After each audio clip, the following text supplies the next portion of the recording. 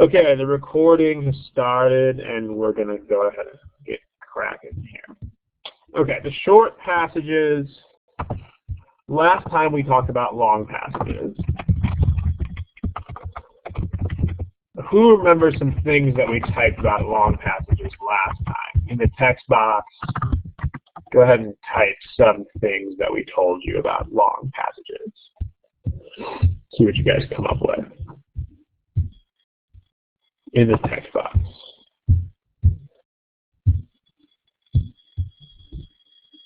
Anybody? Some of the lessons about long passages. Background info. Other people.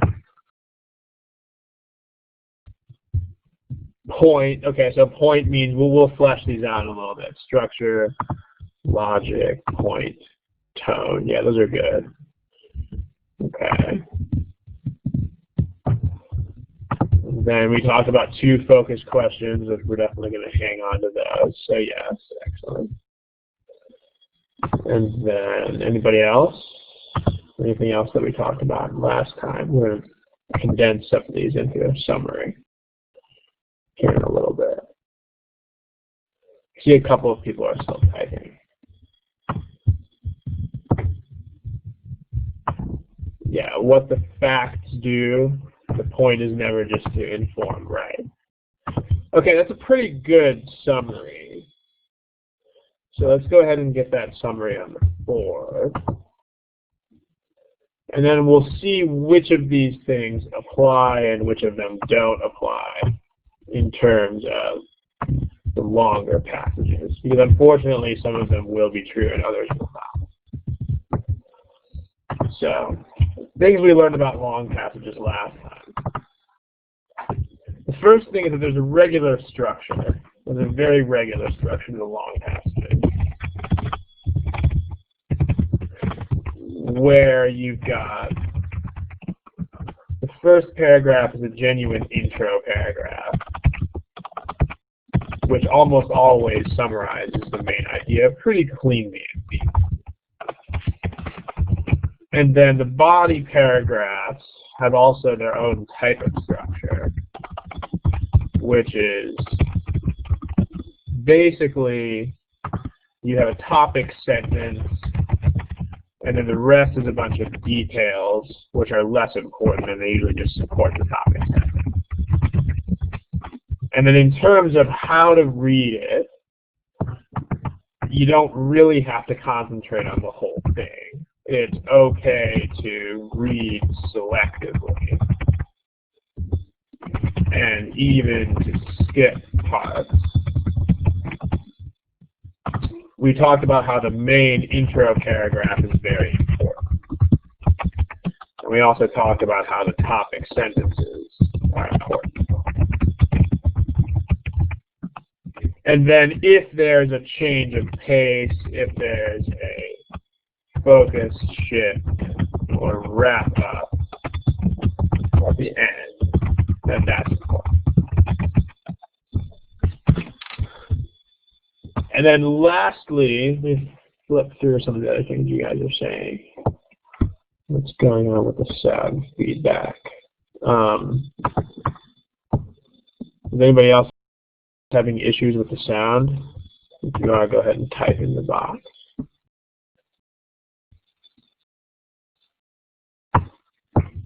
Issues with the sound. Yeah, I am working on a netbook that has a keyboard that's very close to the microphone. So what's going to wind up happening when I type things is you'll hear some noise, because unfortunately it's a very small travel netbook and everything is kind of close to everything else. So I will do my best to minimize the feedback issues, but we'll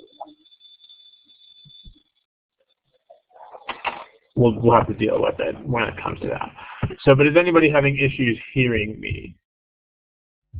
If you are, tell me in the text box. If it's a little bit of interference from the keyboard, then we'll unfortunately have to just handle that. Okay, so For those of you who don't have sound, I don't really know what the deal is, but some of you are having good sound. Okay, and then when we talk about how to read it or what to read for, there's two focus questions that we talked about last time. The first focus question was, what's the point? Like, why are they telling us this stuff? Why is this here? What's the purpose? What is the author trying to achieve? The second focus question is if there are details or facts. And it's not so much if, it's an issue of when. Not if there are details or facts, but when there are details or facts. Why are these facts here? What do they do? And it's almost like a critical reasoning. Like, how do they address any claims that are present or implied? You know, because there should be some sort of element of an argument here. You know, it's as Andres pointed out, we're not just going to be listing a bunch of facts for your viewing pleasure. I mean, if there are a bunch of facts, they will be intended to make some sort of point. So you've got to figure out what that point is. And in a couple of passages that we're going to see, the way that it fits together is actually pretty much dependent on focus questions number 1 and 2. All right, now let's talk about, do these apply to the short passages? So, how much of this advice still applies to the short passages? Does anybody know, of the stuff on this screen, how much of this stuff still applies to the shorter passages? You're going to type in the text box. Which things do you think apply? Which things do you think don't apply? To people who are saying most or something like that, try to be specific. If you think all of it still applies, then you don't need to clarify that. But if you think there are some parts that don't apply and some parts that do, try to clarify that as well. Okay, we're starting to get in on it here. We're starting to zero in on it a little bit. It's not all of it. So for those of you who are saying all of it, it's not all of it. Yeah, you can't skip things anymore, and it's no longer a regular structure. So those of you who are basically saying that, you are correct. So the stuff about the structure, the facts about the structure of the passage are no longer true.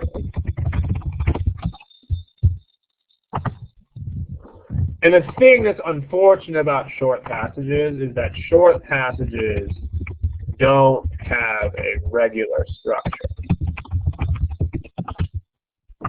There's nothing you can say about the way that they're constructed that's going to be true in general without very frequent exception. So I mean, there are some things that are quite often true of short passages, but there's nothing that you can really say that is true all the time. So, for instance, normally, but not always, there's some sort of topic sentence at the beginning, but not always. And we'll see a passage today on which there's not one. Normally, in fact, I won't even say normally. I'll say many times. Because normally seems like more than half the time, and I don't even know if I could say that with much confidence. But many times there's some sort of topic sentence again. Many times there will be transition words, such as however, or but, or also, or furthermore, or any of those kinds of transition words, and those words that indicate logic. Furthermore. But not always.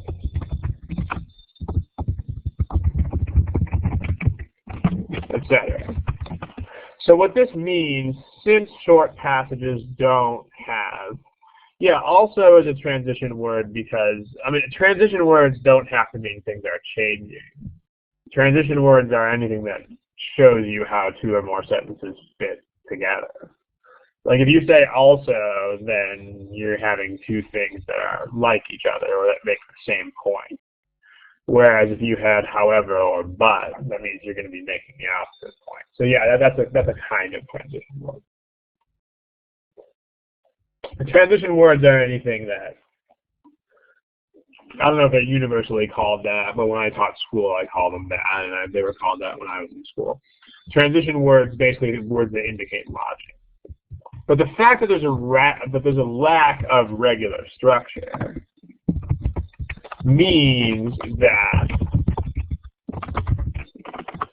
you can't skip parts of the passage anymore. So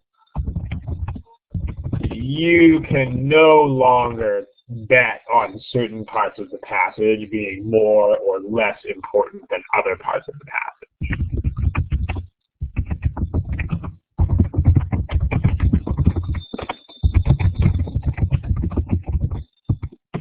Whoever's messing with the board, please don't. In fact, let me just disable that.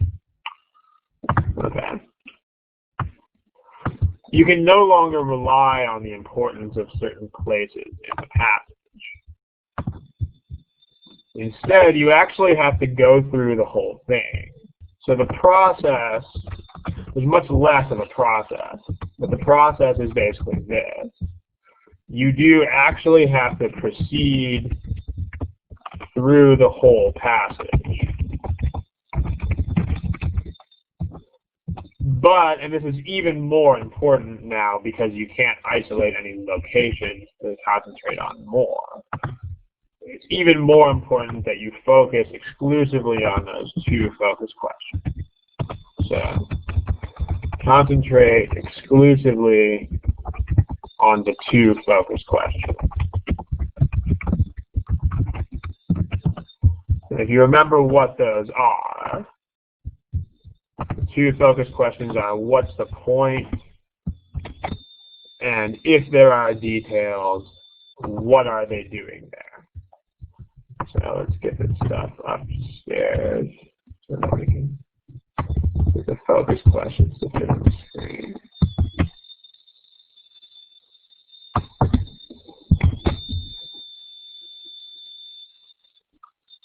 My cut and paste is not working, so let's just retype the focus questions. The first focus question is what's the point? Or what is the author trying to argue?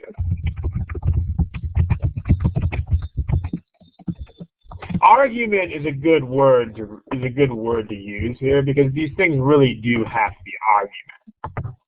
Like the author actually has to be trying to make some point or another. Like if you, this is a good word to use because if you think the passage is just throwing a bunch of facts at you, then you won't be able to answer this question because throwing a bunch of facts at you is not an argument.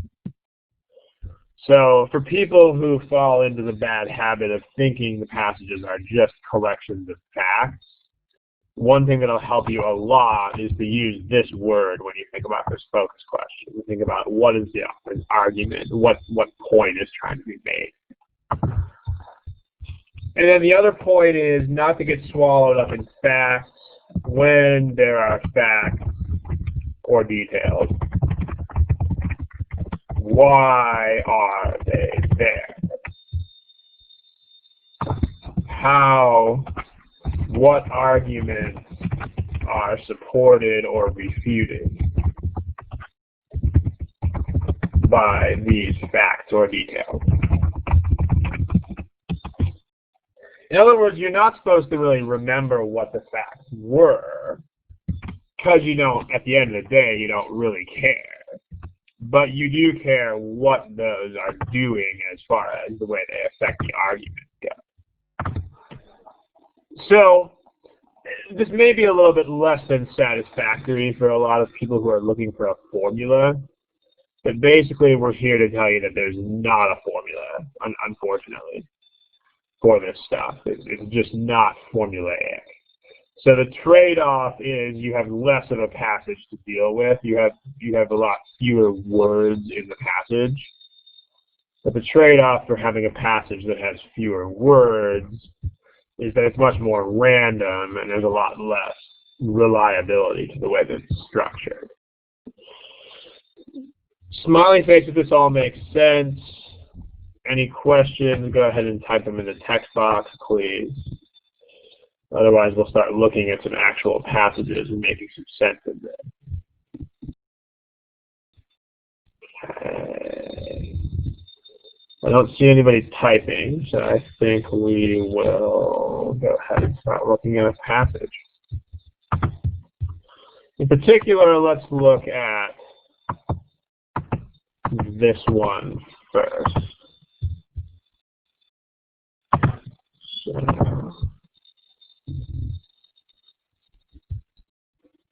Okay.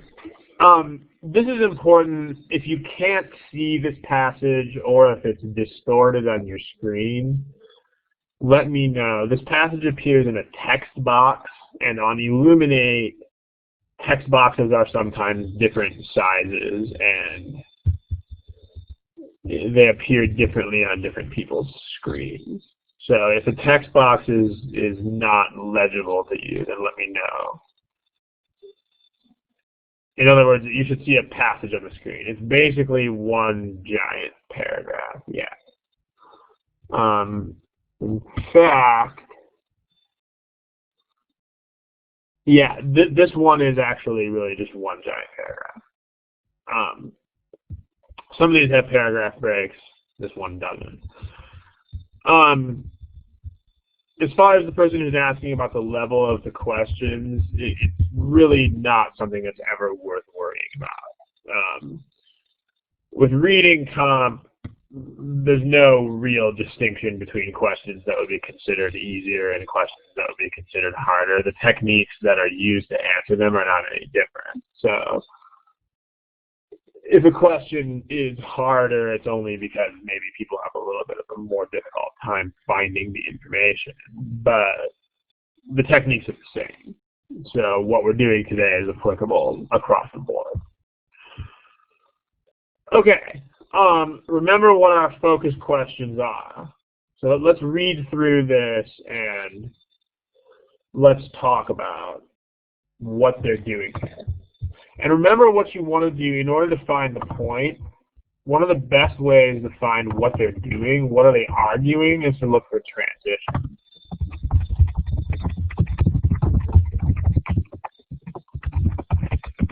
To find the argument, one of the best ways to find the argument is to look for logical transitions. So here are some logical transitions that are in this passage as we read through it. If they say traditional, why do you think they would do that? Like, not all transitions are words like however or furthermore or anything like that. Some transitions are things like traditional or people have said. So,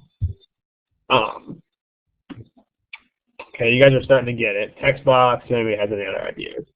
Argue against it, maybe, maybe not.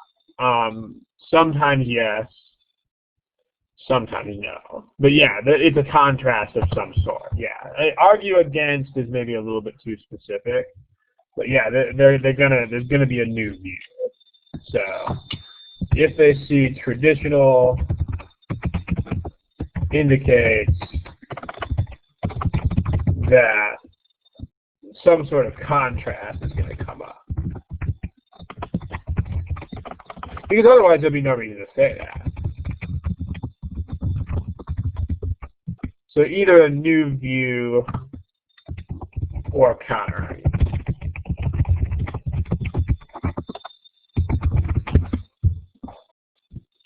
So good. Yeah, so that's basically what you guys are saying.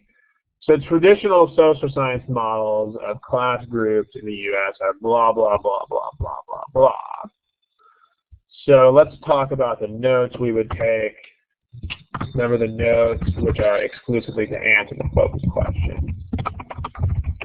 So to answer what's the point, and also to answer why are the facts here. So it's definitely worth writing down. It first presents the traditional model of class group.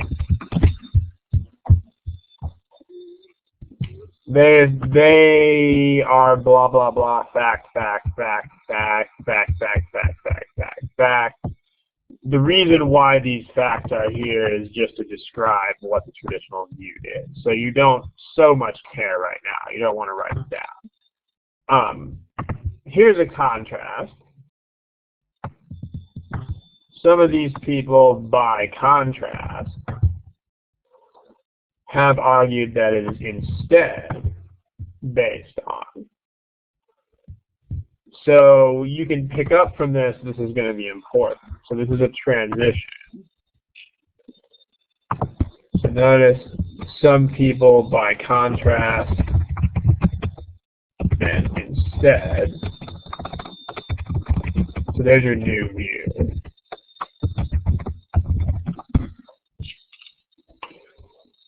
So the feminist model says it's instead based on gender, which means that this must not have been based on gender. Even if you didn't pick that up, you can figure it out from the transition. So feminists said it's based on gender. And this was new. This was a new idea. This was not the transitional idea. So traditional model, new idea. We're starting to see a structure emerging here right in front of our eyes. Traditional model, new idea. Social historian Mary Ryan, for example, someone tell me what to do with that while you are reading this passage the first time.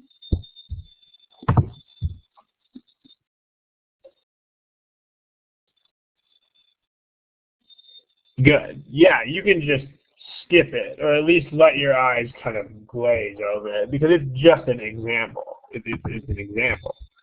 So you can say, for example, exactly what it means. These words are just going to be details. Supporting the new view.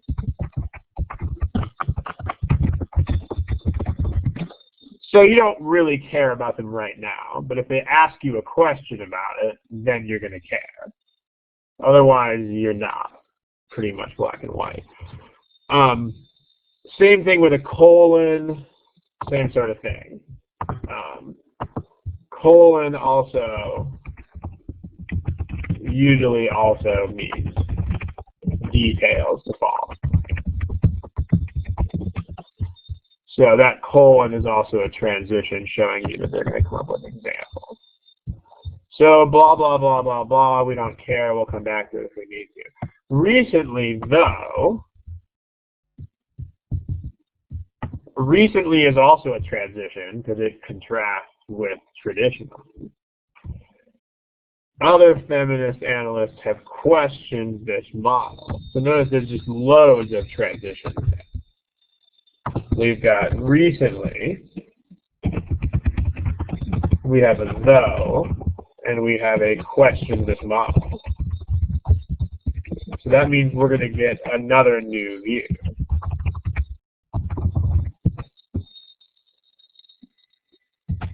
So we can get into the details of it later if we need to, but we can just say other feminists came up with yet another model. And then blah, blah, blah, blah, blah, blah, blah, blah, blah, blah, blah, blah, facts. For example, so more stuff that we don't so much care about right now. And then we're done.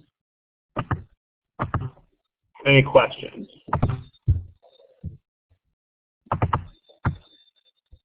Does this model point to the contrast? Well, questions this model does. Not this model by itself, but if you're questioning the model, then that means there's a contrast. Let me know if that makes sense. Does the author take sides? The author does not take sides. I mean, you can tell that when you see this kind of stuff, it's just these people said this, these people by contrast said this. For example, this person said this, these people said this instead. The author here is clearly not taking sides. Other questions that you guys have? Yeah, so Gaurav, you're right. There's no sides being taken here. It depends. The question is, do we have to read through the details or skip them? I mean, the words after, for example, I wouldn't bother with. At least not right now. If you have to answer a question about them, then that's different. But the issue with concentrating on those words is that they will throw you off of things that matter as far as the main idea goes. Because the examples are examples. Like, as far as the main idea is concerned, they just don't really matter. So, because they're examples. So, they illustrate the ideas, but they don't tell you what it is. As far as the tone, you will never have to come up with a word for the tone. I know that some of our old exams did ask for, like, what is the tone of this passage. The GMAT, as far as we've seen, has never actually done that. So you're not going to have to come up with a word for the tone. But sometimes they'll ask questions like, you know, the way this is written suggests that it's aimed at what kind of people. So you might have to think about the way it's written in order to answer those kinds of questions. But you're not going to have to specifically say what is the tone. Especially not of a passage like this one, because this passage is just totally neutral and it's just an analysis. So there's nothing interesting about the writing of this passage. It's not ambivalent. Ambivalent means, I mean, again, I don't want to spend too much time talking about this because you will not be asked to do that. Again, I promise you, you will not be asked to name the tone of the passage. It will not happen. But ambivalent means you actually have feelings both ways about something. Like, ambivalent means there are things that you think are good and things that you think are bad, or you approve and you disapprove. Yeah, it's like you go back and forth on it. So that's not true. It's like, ambivalent means you have to have two opinions that are in conflict. This author has no opinions at all. So it's not that. It's totally analytical. Anyway, this is really the only notes you would have to be taking. So that's about it. So these are just about all the notes you would need to take. It's not a lot of notes, but it's really all you need. Okay. Who remembers what we said about answering main idea questions? Text box.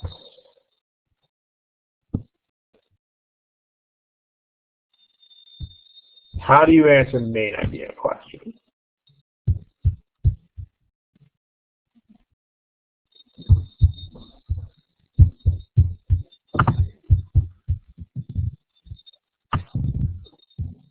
There you go. Namit's got it.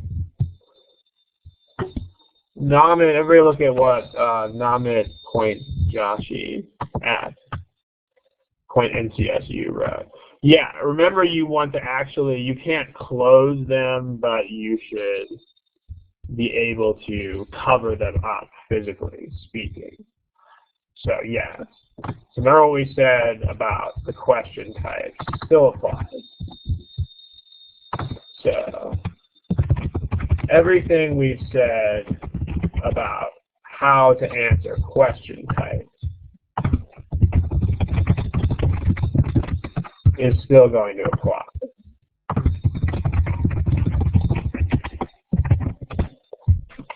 So with main idea questions,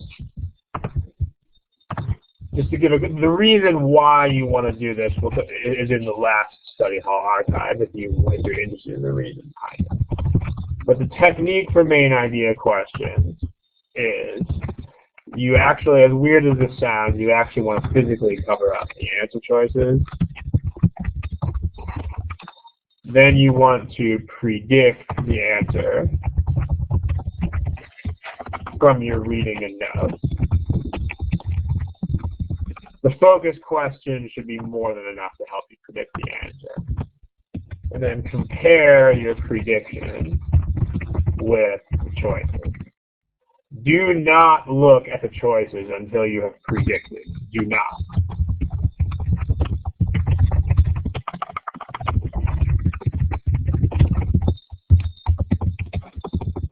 Very important.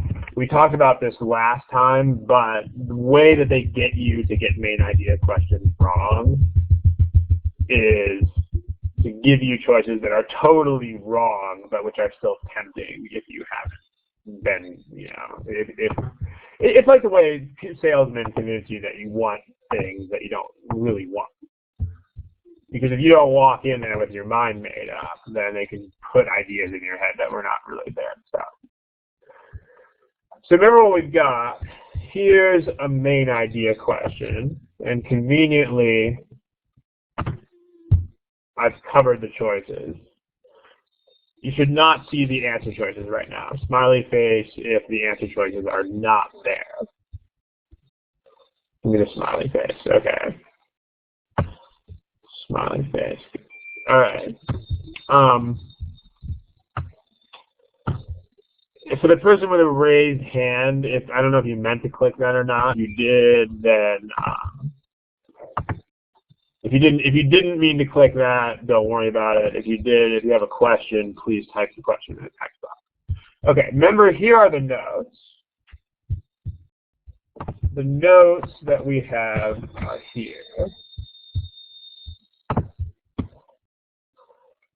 So everybody take about 15 or 20 seconds to come up in your head with a primary purpose. Please don't write it down because we have 54 other people watching and there'll be hundreds of others too watching the archive. But in your head, come up with an answer to this, and then in a little bit I'll reveal the choices.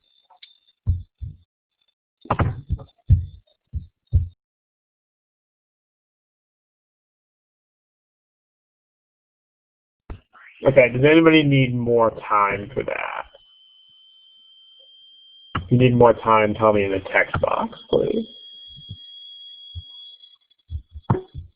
Okay, nobody needs more time. Here's your answer choices. Let me get rid of the notes right down there.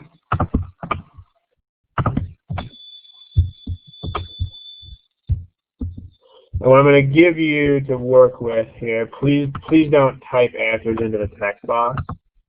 What I'm going to give you in about 5 seconds is answer choices. You should see right now appearing A through E multiple choices. They should have just appeared right there. Please click one of those.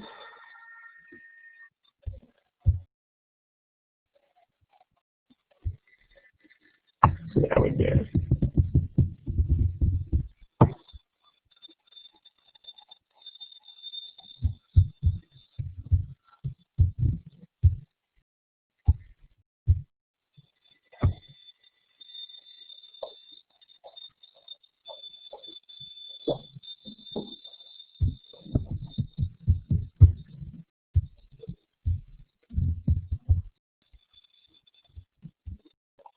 Okay, about half of you still haven't picked one yet.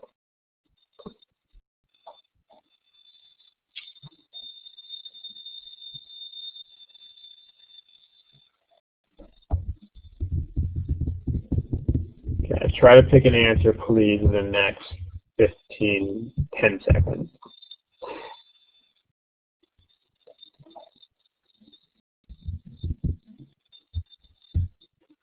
Okay, 3 seconds. Okay, here's your statistics. Move them out of the way. All right. So you guys definitely picked this correctly. It's C. If you look at this, again, if you're making a prediction here, it should be pretty clear that that's what's going on. Like if you, here's our notes that we had. Remember, all you had to write down was this. Someone gave the traditional model of class groups.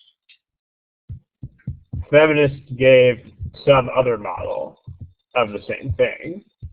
And then other people gave yet another model of the same thing. So the point of the passage is just to contrast 3 different models of these class groups. So if you look at the choices that we've got, this one says this, just to consider different views held by them, to contrast them with each other. That's pretty much exactly what that is. The other ones don't really come too close. So does anybody have any questions about, and notice the overwhelming performance of the people who predicted the choices. Definitely effective strategy.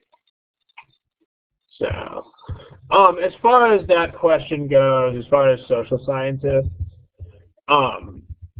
if people are analyzing class groups, that pretty much makes them a social scientist. I mean, it's kind of like if someone is doing physics experiments, then you can call them a scientist, even if it doesn't say that. But it does here, notice, it does actually say social scientist here.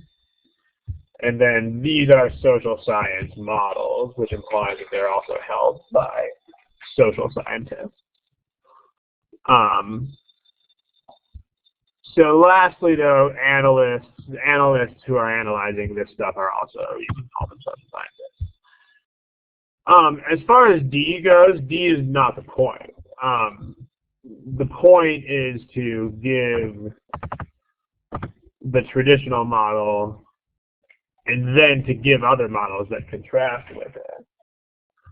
But this passage is not advocating any particular model. It's just giving you the different models so that you can compare them and contrast them. So if you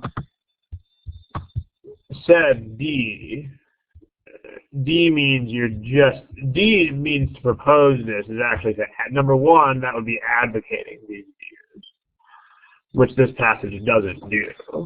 This passage just says these people thought this, but they don't propose it or they don't advocate it. Secondly, you're ignoring the first half of the passage, the first quarter of the passage, where they talk about the traditional models. Like D completely ignores the fact that the passage gives traditional models and then gives other models that conflict with that. B is not the point. B is, if you look at these notes here, it has nothing to do with B at all.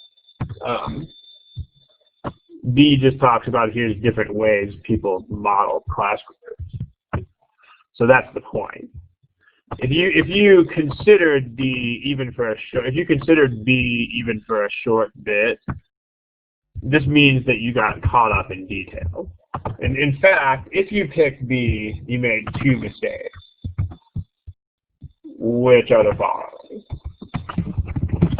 If you picked this, you made 2 mistakes, which are, number one, you got caught up in the details.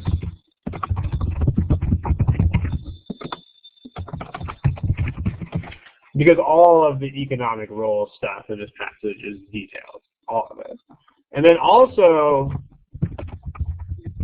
you didn't predict the answer. Or at least you didn't stick to your prediction. Because if you had come up with an answer ahead of time, you definitely would not have come up with something like B. So, because like a couple of the random details in this passage have to do with economic roles, but not much else. So, can anybody else not see the text that I wrote? Text box, tell me. There should be some blue words next to choice B. Do you guys see them? It's on top of the choices. Let me move it down to the bottom. Let's put it down here. If you picked B, which was the only choice that lots of people picked that was wrong, then you made both of these two mistakes. Think carefully about that. Number one, you got caught up in tons of details.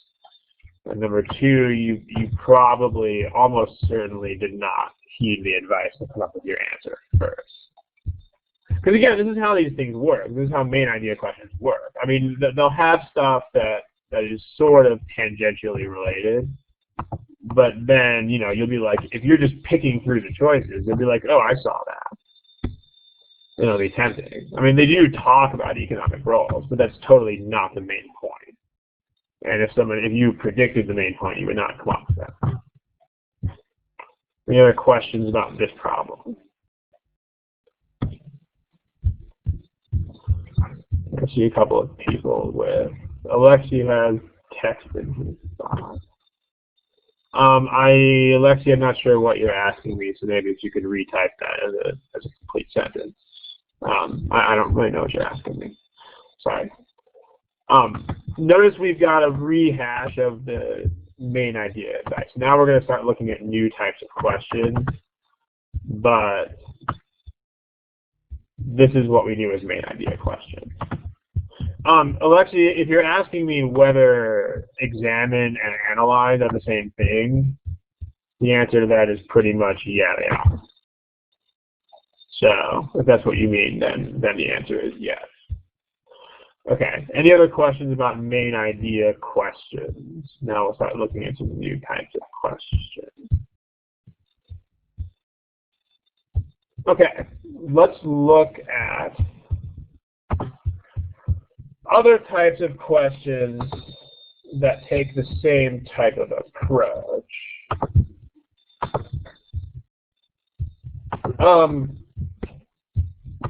Again, yeah, everything about question types is exactly the same. So, everything, not just main ideas. The only thing that's different is the way that you read and analyze and focus on them. But all of the advice about how to answer specific question types is the same.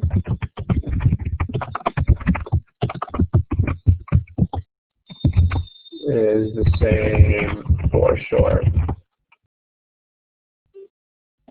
as for long answer. None of it's going to be any different. So whatever we say, because remember last time the only question type we got to was main idea, but all of the other advice that we're going to give today is also retroactively applies to the longer passages as well. Generally, the short passages fit on the screen when you take the GMAT prep, and the long passages don't. That's the best way to think about it. On our exams, on the MGMAT exams, none of the passages fit into the window. You have to scroll over all of them. But in the GMAT prep software, I mean, you'll know. If you take more than a couple of practice tests, you will definitely know the difference. Like, the long passages are a lot longer than the short passages, and if you take a couple of practice tests, you will totally know. The main idea question is going to depend on every word in the choices. I mean, the words have to be accurate. But again, the way you're asking that question makes it sound like you're trying to memorize things. And I will tell you, you will not be able to memorize anything that will help you answer main idea questions. It's not going to happen. Like, main idea questions, you have to answer by thinking about these focus questions, and then by predicting the answer in your head, the focus questions that we talked about, which are these. There's nothing you can memorize that will help you with main idea questions. It's not possible. So, no, you should do this reading first, and this focus-based reading. You should do this first before you answer the question. Because if you read the question before you do anything, then you're going to wind up reading the passage again every time you have a question, which is not going to be time efficient. But yeah, and if there is anybody out there watching this recording who, there's a spectrum of learning types where,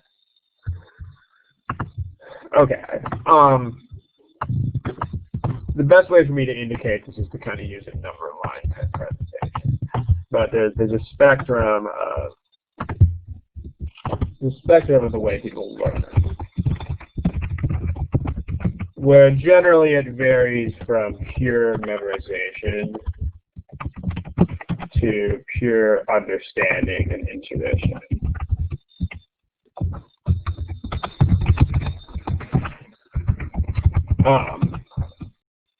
Most people are kind of in the middle, but a lot of people like to memorize things more than they like to think about them, and a lot of people like to think more than they like to memorize. Where the extreme types are, over here you've got people who just memorize stuff and don't use intuition at all. In other words, where total nonsense would seem just as logical as things that make sense, because people who are this far over here don't even think about whether things make sense or not. This end is people who just don't memorize any fact at all, and just kind of, use their gut feelings and stuff for everything. Most people are in the middle. You definitely want to have a balance of these two. But if you are over here, if you are extreme on this side of the spectrum, like, if you are, this is not going to be very many people, but if you are extremely far to the left on this spectrum, I'll fix that typo in a second, you may want to consider not reading through the passage at all. Just randomly guessing on main idea questions. And then spending most of your time on the detail-based questions, such as inferences and fact-finding. Because if the problem with main idea questions is that main idea questions are pure intuition. Like, memorization just can't help. So this is not going to be most people, but some people have put questions to us that are like, what can I memorize that'll help me find the main idea? And the answer is nothing. Nothing. You cannot memorize anything in terms of main ideas. So if you are one of the people asking those questions, you may not even want to bother with the main idea questions. Like if you are very far over to this side, it's an acceptable sacrifice. And it will let you have more time to do the questions. Because then if you, the flip side of that is if you're one of those people, you will be very, very good at these questions. or at the questions that require you, not these, at the questions that do require you to do pure memorization, which we'll come to in a second. Okay. So the person typing questions with 3 question marks at the end, have patience, please. This is hundreds of people are going to watch this, so we want to make sure that everybody gets what they need to get. Okay, let's look at other questions.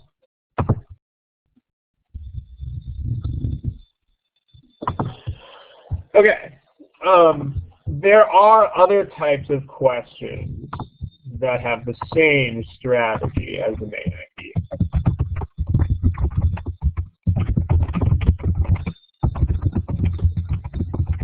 In other words, there are also going to be other types for which that didn't happen. Okay, there are going to be other types for which the strategy is also cover up the choices and predict.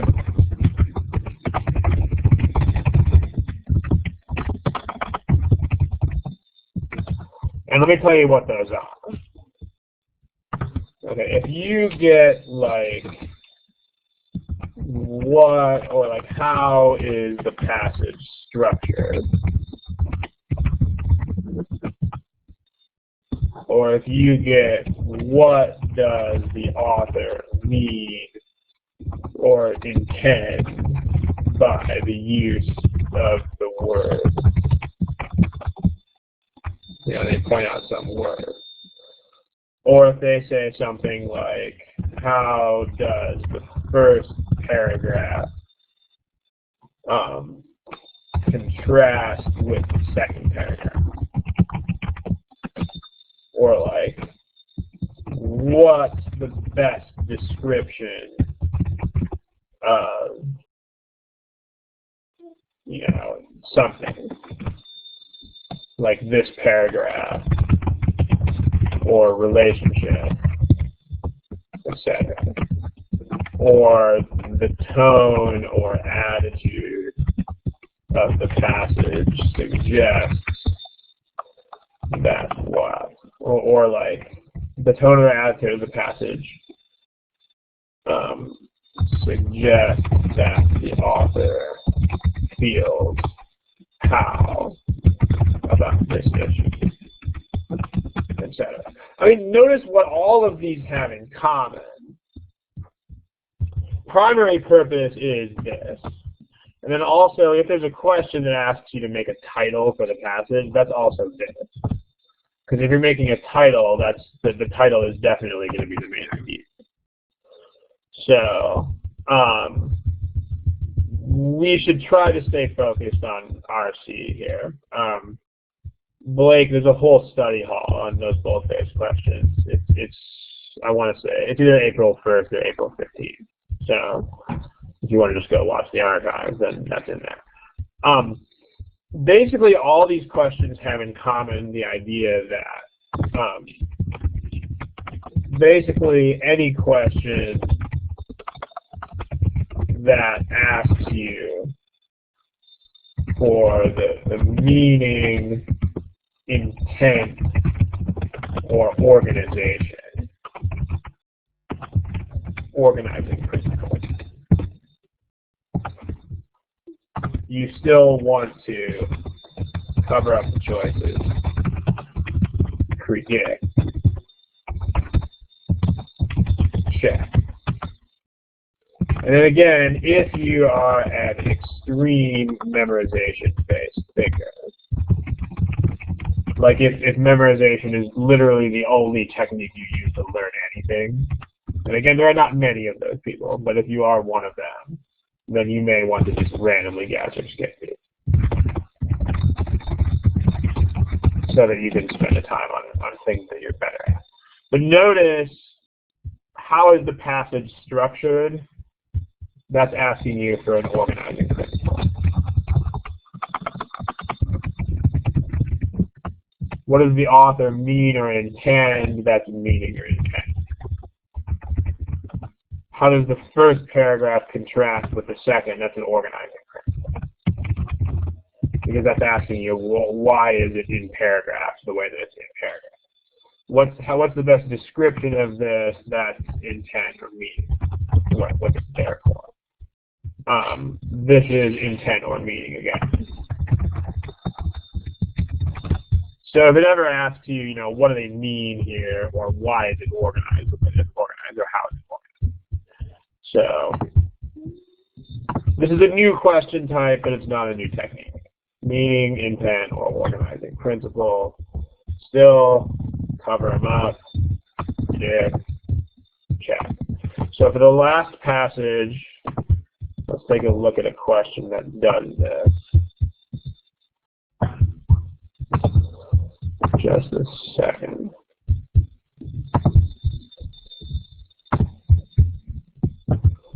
Okay, here's a question that does this.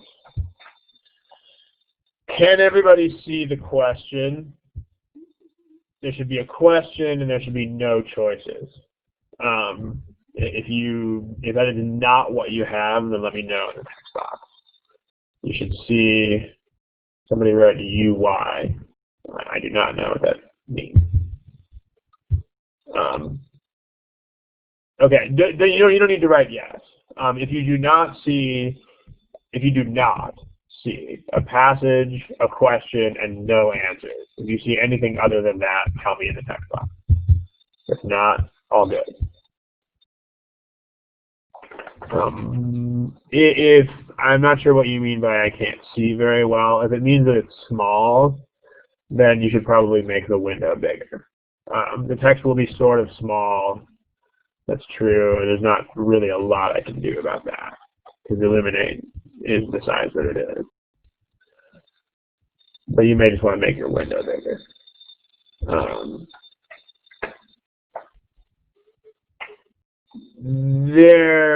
not sure what you're asking, but the rectangles around the text boxes might be. Let's move that just a little. There, that might help. Okay. All right, here's a timer. I'll give you 30 seconds to predict. Come up with actually, I'll give you 50 seconds to predict an answer to this. And then at the end of that 50 seconds, I'll show you the answer choices. But again, notice that this is another question about intent or meaning. What's the relationship? So you have to find this information this time. But it's still which one best characterizes it.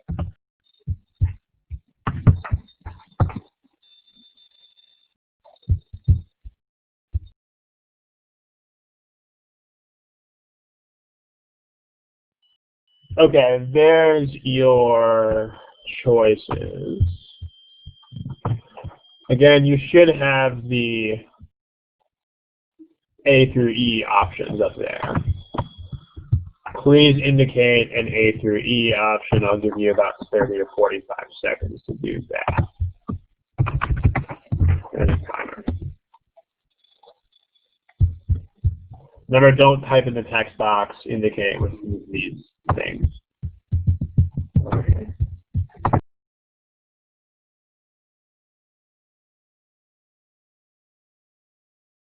Okay, everybody indicate an answer, please. Most of you have. If you need to guess, please guess.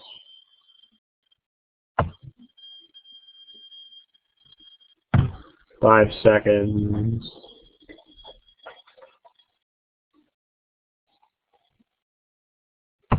Okay. All right, so here's your results.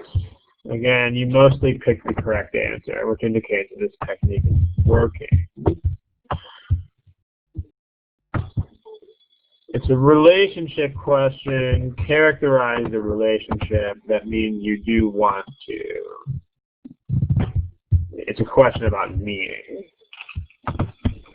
So you should be able to predict it. But you will have to look first before you predict. So the traditional models and Ryan's model. So if you go back to this, you can still use the transitions here. Some of these people, by contrast, have argued that the basic division is instead based on gender, and that females are a class. And then it says Mary Ryan, for example. So that's your relationship. Your relationship is going to be that she is an example of one of the people who thought it was based on sex, instead of the traditional model. So the traditional model is not based on sex or gender, and Mary Ryan's model is. So you want a choice that is like that, which is this one. Prediction should be something like that. So Ryan's model is gender-based. The traditional model isn't. And you can get that from those transition words that we were talking about. We'll help you figure that out. So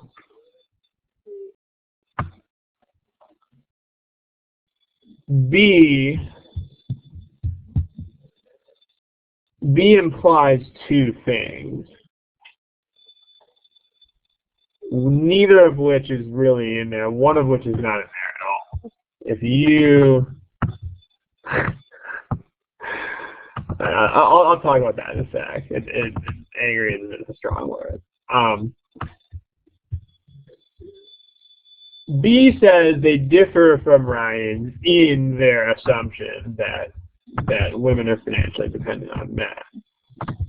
So these are pretty strong words. Like if this actually means two things.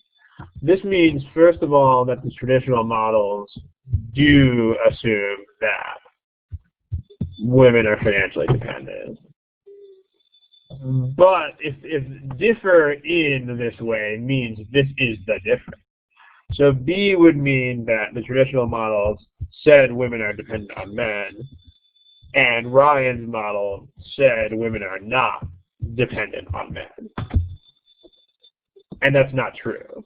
Ryan's model doesn't say that women are not dependent on men.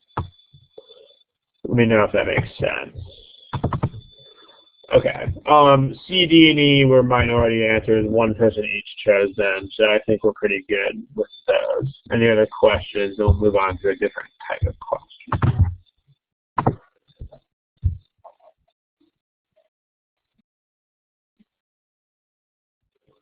Okay. So let's take a look at something else. Here's a miniature passage. This is definitely not like a real reading comp passage, but still, I'll get the point.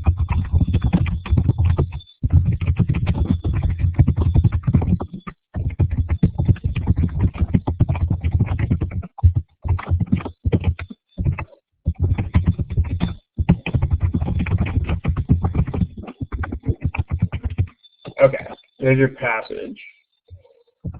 Now what we're going to do is this.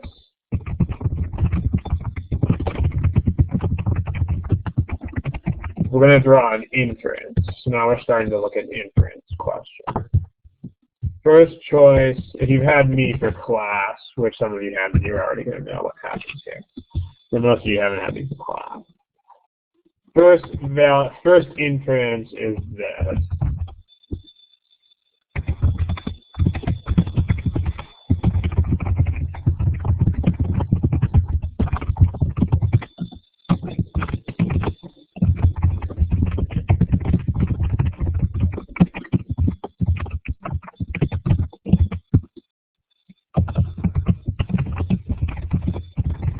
Okay, let's make those A, B, and C instead of 1, 2, and 3. That'll be A, That'll be B. That'll be C. Okay, give me choices. You still have your A through E's up there. Give me either A, B, or C.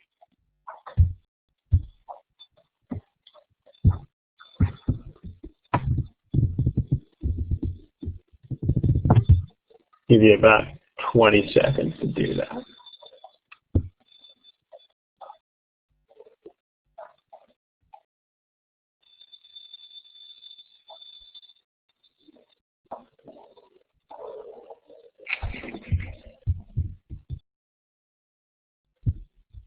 Please don't indicate in the text box, please. I will tell you at least one of them is correct. So the answer is not neither. Please indicate using the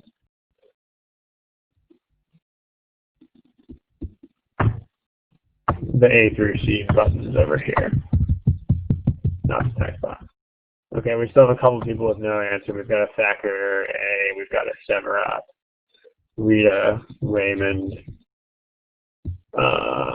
Please pick answers.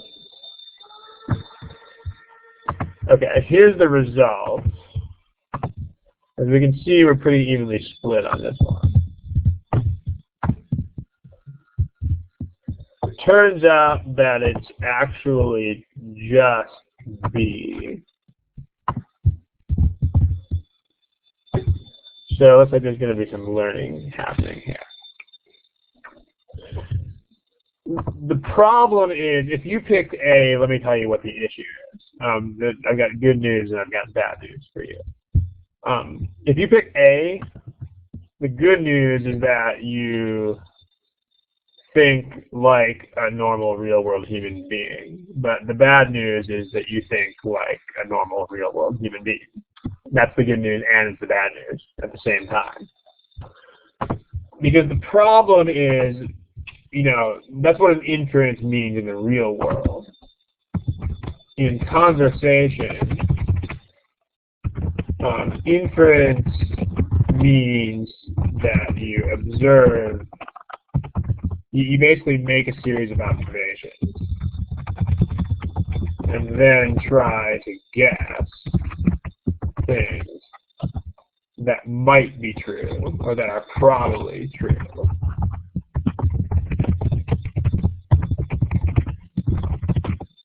Based on those observations.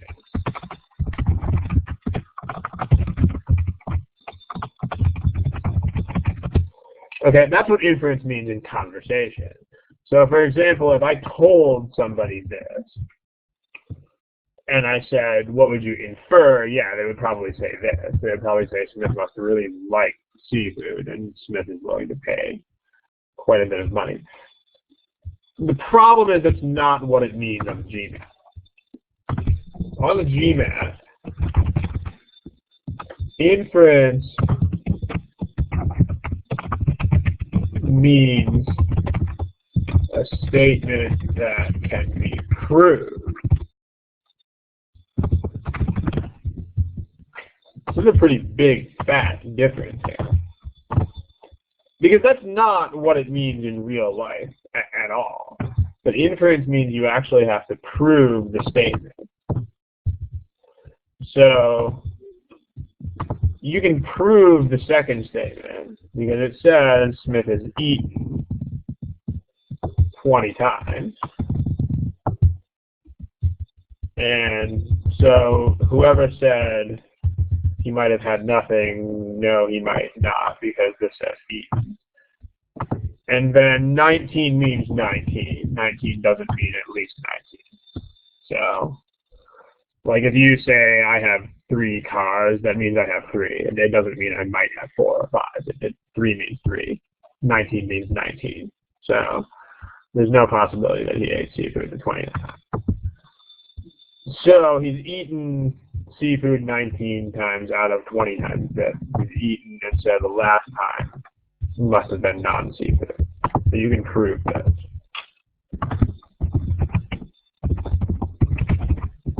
Because, you know, the proof is as trivial as 20 minus 19 is not 0. So there you go. It's a very boring statement. And also, like, it kind of misses the point. But there's two problems here. You actually can't, in statement one, you actually can't prove either of these things. You can't prove this, and you can't prove this either. So neither one of these things can be proved. So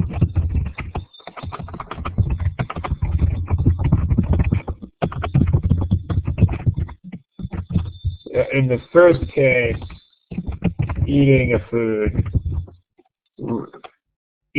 most of the time doesn't mean you like it. It may be a health issue, it may be a religious issue, it may be that maybe that's all restaurant acts usually have. You know. And also premium would mean more than you pay for other food. And we have no information about other food. So, I mean, that's what the word premium is. It means more, he or she pays more for the seafood than for other types of food. And that's not true. It may be true, it may be false. We just don't have any idea. It's a random wild guess. I mean, 40 per plate's a lot, but if Smith pays 50 per plate for other food, then no. So, it's just B. So some things to note, and it's really, really important about this. So the first thing is that GMAT inferences would not be called inferences in real-world conversation. The second thing to note is that real-world inferences would not be recognized as valid on the GMAT.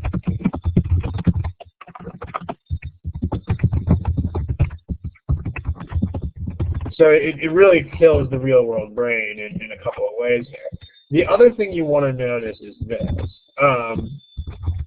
Inferences are totally independent of the main point.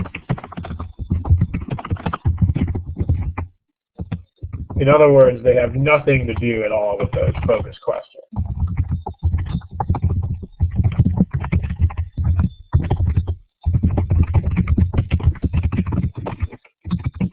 In fact, sometimes the inferences seem to clash with the focus question.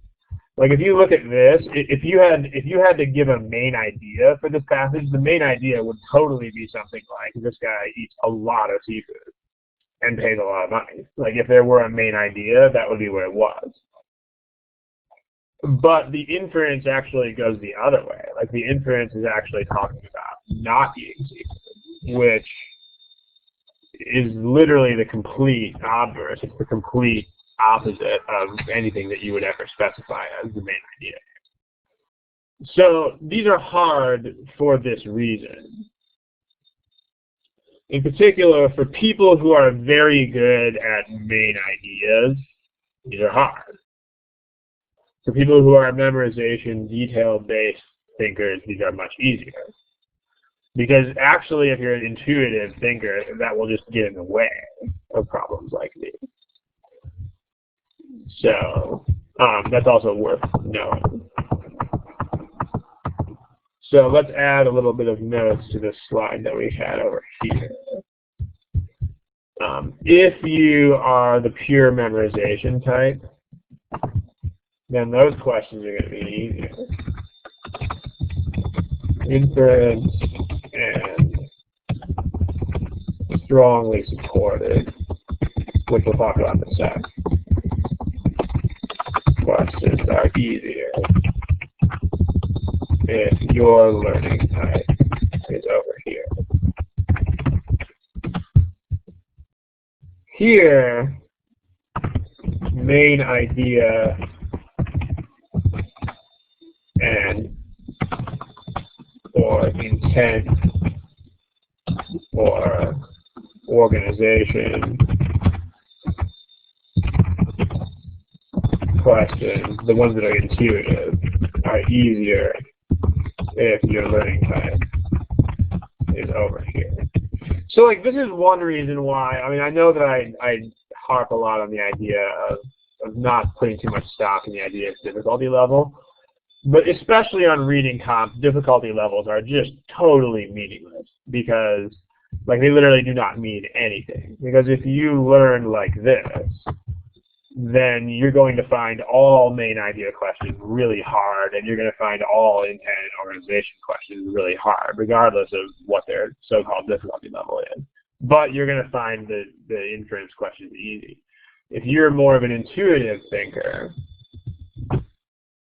then it's going to be exactly the other way around. If you're more of a main idea type thinker, you're going to find all the inference questions and support questions much harder. But you're going to find main ideas and support or organization and intent type questions easier.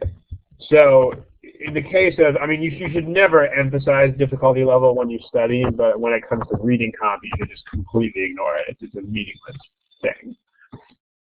And honestly, reading comps are not very adaptive anyway. Like, unlike the other types of reading comps, most people will get mostly the same questions when they do these anyway. So it's just, you should think of it as just a slew of question types that you have to master without worrying about how hard they are.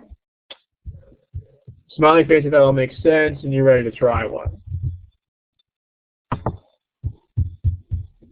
Okay, so here it is. And this one you're not going to cover up the choices, but you do have to prove the statement. So there's the question. Okay, I'm going to clear out your answers. I'll give you about a minute and 45 or so, maybe a minute and a half. Again, please indicate your answers in the with those letter buttons up there, not in the text box. Thank you.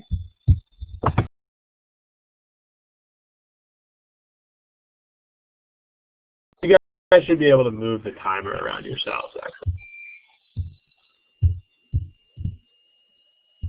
There's another 30 seconds if you need it. But the timer, you should actually be able to move the timer.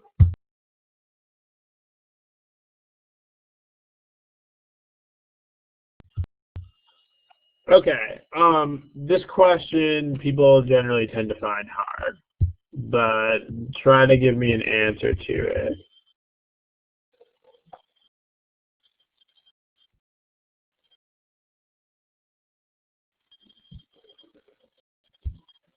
Okay, most of you have answers. Let's talk about it. The first thing you want to do is properly locate the stuff that we're talking about. If you picked A, then you didn't find you were not looking at the right stuff.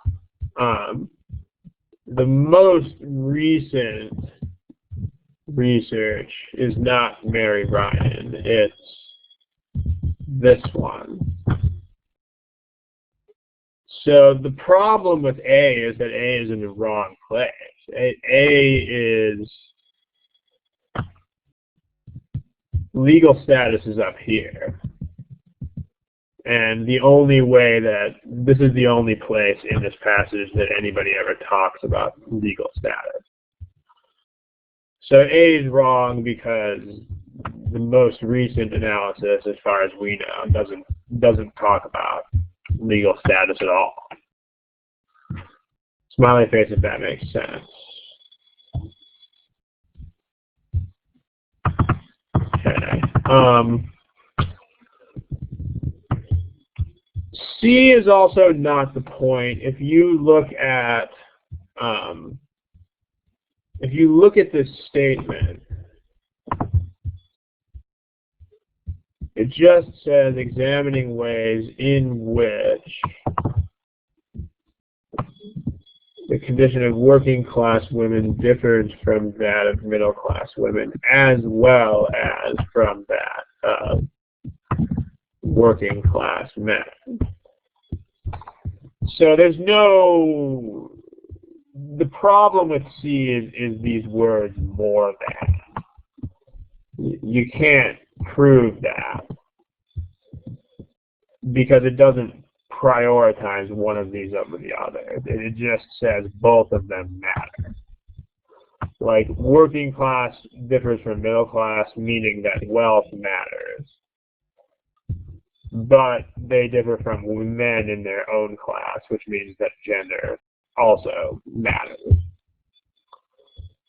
So, but it doesn't prioritize one over the other. So the more than is fatal to this choice. Smiling face if that makes sense. If you have questions, please type them. Okay. Middle class bias. There's no middle class bias here. It does say that there was a middle class ideal that some women were excluded from. But it doesn't talk about a middle class bias. In fact, earlier feminist models would be these ones with Mary Ryan. And those actually talk about middle class and working class being identical. So there's no bias either way. And the other problem with B is that it just doesn't say this. There's nowhere in here where it says middle class bias. People were pretty all over the place on this question. So again, it's kind of hard. The answers people picked were D. So majority of you did pick it correctly, which is D. Again, choice A says legal status, so choice A is dead. I mean, you don't really need to look at it any longer than that, because it says legal status, and legal status is not in here at all. So anything beyond that, you pretty much just don't have to look at. We're down to D versus E. The problem with E is that it's not really true. Because if you look at what happens here, basically the traditional models were economic only. Ryan's model and the earlier feminist models were gender only. So these were economic only, these were gender only, these were both. So they've questioned both of the models. The first way, they diverge from Ryan's model because they consider economics, and they diverge from the traditional models because they consider gender. So the problem with choice E is that they don't challenge the economic definition. What they're challenging is the fact that they don't include gender, but they're actually using the economic definitions in the same sort of way that the traditional models do. So, as far as the people asking about legal status, you can't infer anything. I mean, remember what we said about these questions. You have to prove it. So, you can't prove that Ann Oakley says that legal status doesn't matter because the paragraph doesn't say anything at all about how Ann Oakley feels about legal status. Like, it's just not addressed. So, if they just don't say something, you can't assume the opposite. It's just left up in the air. Like in our example about Smith and the seafood, you can't assume that Smith likes or doesn't like seafood. It's just not. You don't know. So D is the correct answer because they pointed out the difference in class and they pointed out the difference in gender. And this model didn't point out the gender difference, and this model over here didn't point out the class difference. This is one of the harder questions that they'll give you. But notice that you can prove D. Remedy these things means to fix them. Perceived inadequacies, things that they thought had to be considered that had not been considered. So, fix perceived errors is basically what that means. Any other questions about this problem that we haven't hit yet?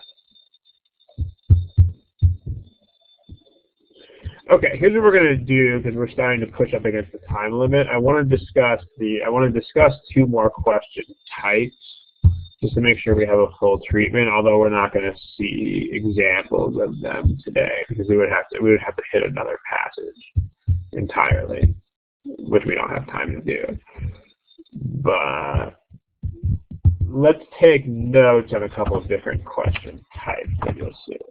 Two more question types. Okay, but first let's review what we said about inferences. Inference questions, there's a couple ways you might see this. Which of these can be inferred or logically inferred? Yeah, it was D. D like dog. You might also see if the statements in the passage are true, which of the following must also be true.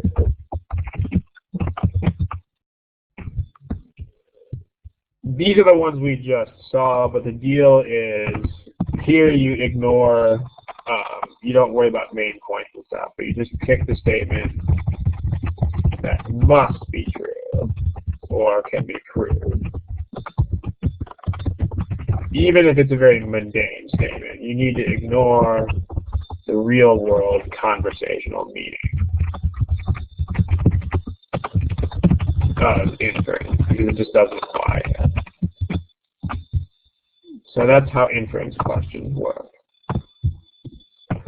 New question type, again, we're not going to see examples of it here, but I'll give you a start.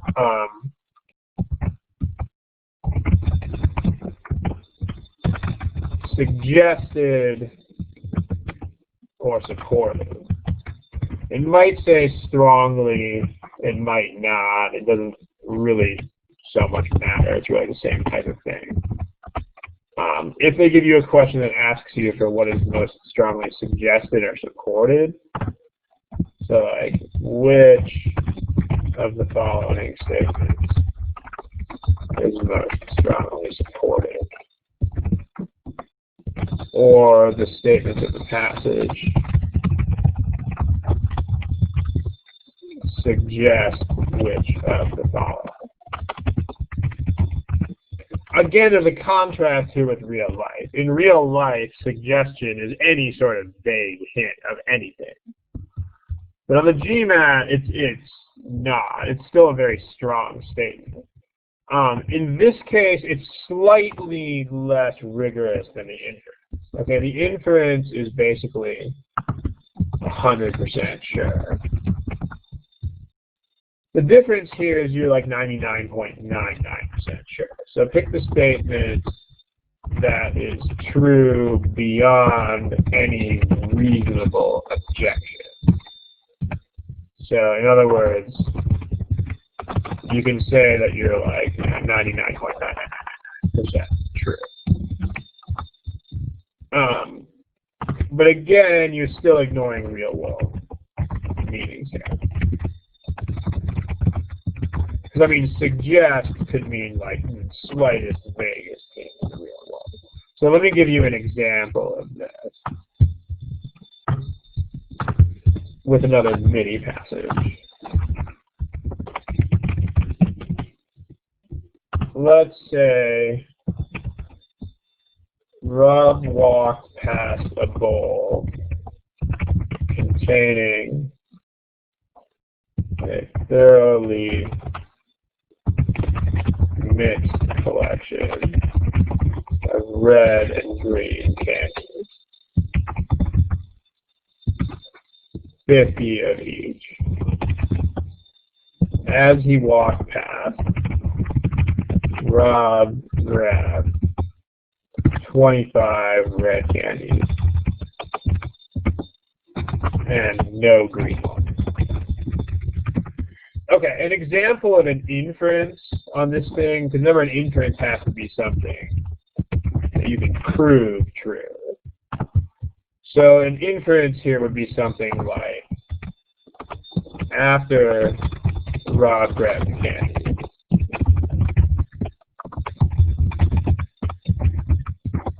the ratio of green to red candies was 2-to-1. So like you guys can see, smiley face, if you see that, that has to be true. Like there are no objections to that at all. You can actually mathematically prove that. So smiley face if you see that. Again, this is not what inference means. It's the real people. Like the real people, if I said give me an inference, it'd be like, oh, Rob really likes the red ones. But that's not what you do here. An example of a strongly supported statement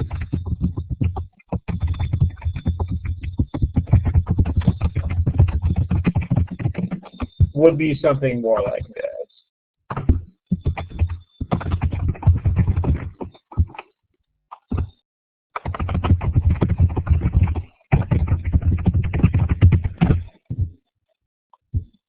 So this statement, again, you can't 100% prove this, but the only objections to this statement are totally absurd. Because, like, if you were going to object to this, you would have to say something like, well, maybe Rob grabbed 25 reds and no greens completely at random and just happened to grab 25 of the same thing. But you should be able to see that that's just not reasonable. So you can't prove this statement true, but the only objections to this are just ridiculous. Smiley face if that makes sense. Okay, and then an example of a statement that's going to be a wrong answer just about everything, even though people will think it.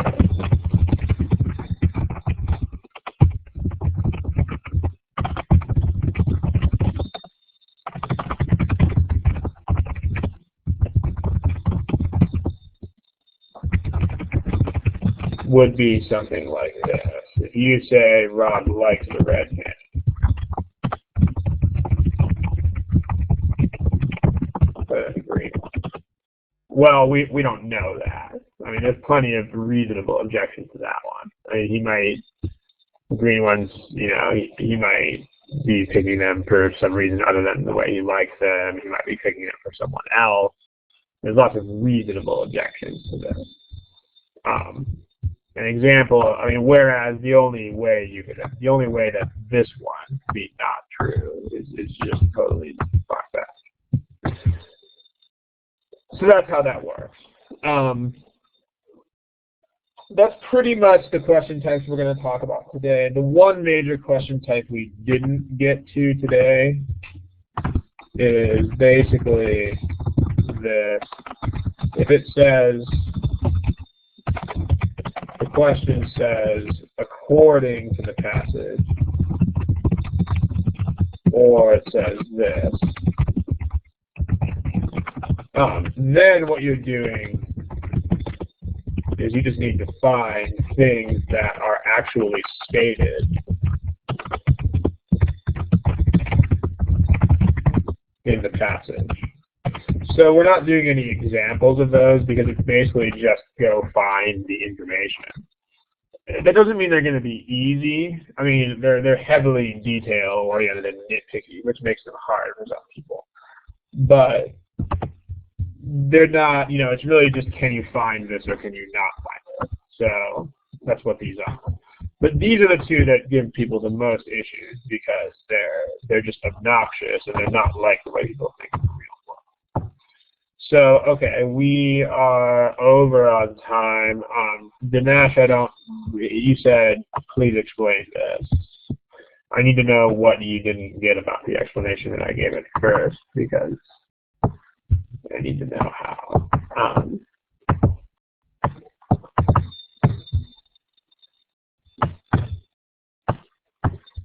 Yeah, I'm not sure what like you have to ask me a question. I'm not sure.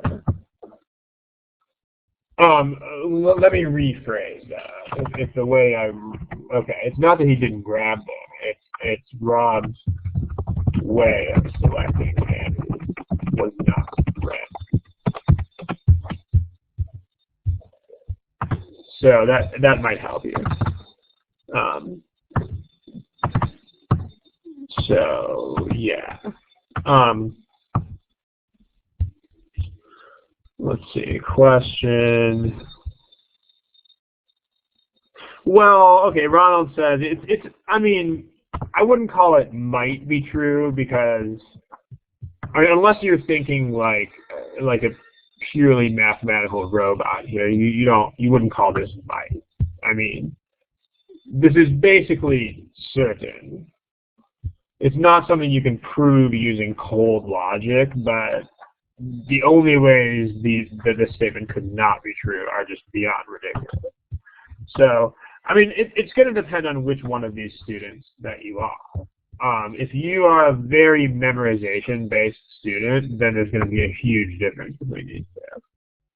If you're an intuitive student, there will be literally no difference at all between them. They will be exactly the same. But this is a statement that just, there's no reasonable way for this to be false.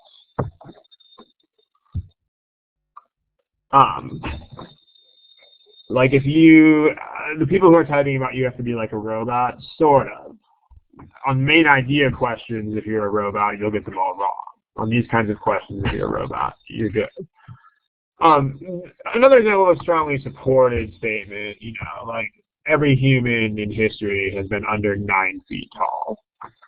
So if I have a kid, the kid will be, under 100 feet tall. Also very strongly supported. I mean, it doesn't logically have to be true, but there's basically no reasonable way it could be false.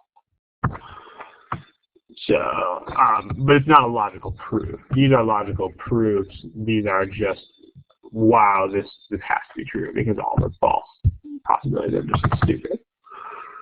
So, no, it'll be in the question. Like if you see a question that says this, that is an inference.